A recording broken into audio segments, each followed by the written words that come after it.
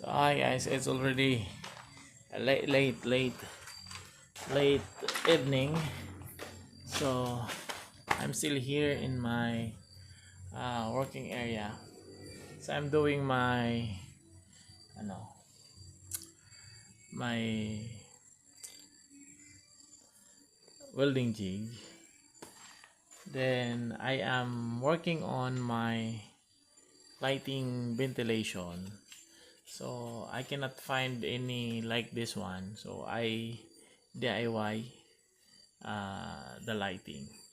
And uh, the one that I got in my head is I need to put a switch here or in here so that I can on whenever I want to on or off the lighting. So I already put a switch, this one. So I put it here, you see that. So I already removed that one because another problem arises is if I put a switch here, then the this wire will not extend to the highest point where the positioner can go. So because I need to cut it here and I have so many wire left, so that's why it is not possible to put a switch in this area.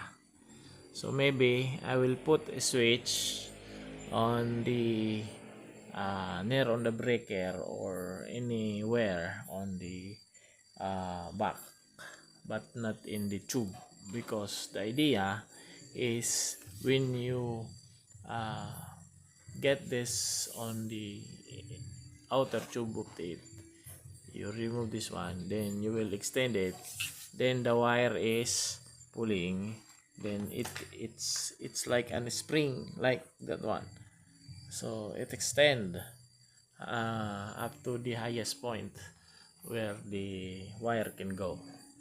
So that's the problem that I realized, that I cannot put a switch here because it is very small or short. This one it will not extend, so you will just extend it maybe 20 to